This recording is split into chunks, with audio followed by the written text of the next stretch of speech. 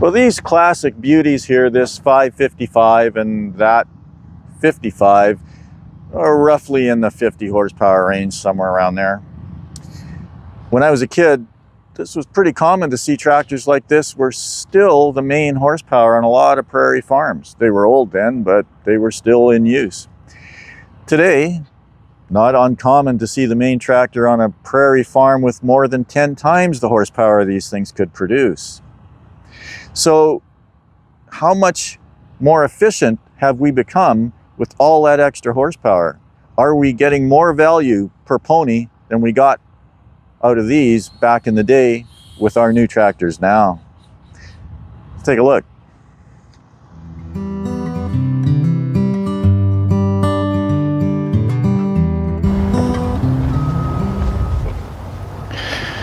Well, this is what a typical seeding unit looks like these days. About a 500 horsepower tractor and a 60-foot air drill or so. There's still lots of variation in size and horsepower working today, but this is pretty typical. Now, if this was the 1960s and we were coming out to seed a field like this one behind us, we might actually still be using that 55 Massey Harris. Behind it, we would probably have a 12-foot Disker.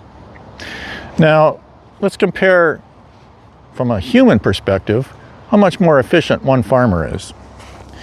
So if that 55 is pulling a 12-foot Disker at 4 miles an hour, we're going to cover just under 6 acres an hour, just by doing the math. But if, for example, we have that other rig, 500 horsepower, 60-foot drill, we're probably going to go a little faster, 5 miles an hour, because seeding equipment's more efficient these days in placing seed. And we're going to cover just over 36 acres an hour. That's a 6-fold increase in efficiency for one person on a human scale. That's pretty significant in one lifetime. And there are lots of guys around right now, I'm sure, that can remember seeding a field with a 12-foot Disker, and I'm one of them. Now, from an efficiency perspective, just how much more efficient are our machines? Are they any better or worse than they used to be? Well, the best way to figure that out is look at the Nebraska Tractor Test Lab results. So, 1951, that 55 Massey Harris, or a 55 Massey Harris, was taken there for a test.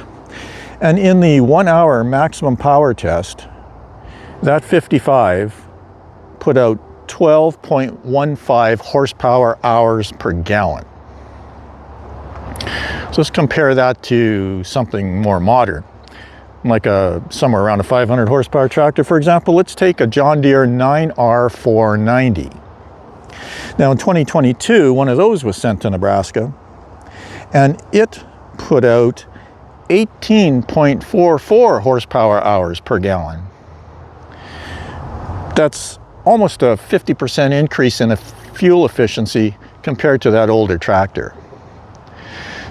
Now, of course, I have to acknowledge that that 55 that was tested was a gasoline engine job.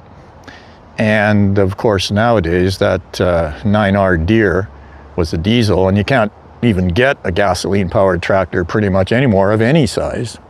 So there's some efficiency difference there. But I think those numbers speak to how much more efficient our machines are, how many more ponies we're getting per gallon of fuel. So in terms of efficiency of our machines, the implements behind them, the tractors that pull them, I think we've come a long way.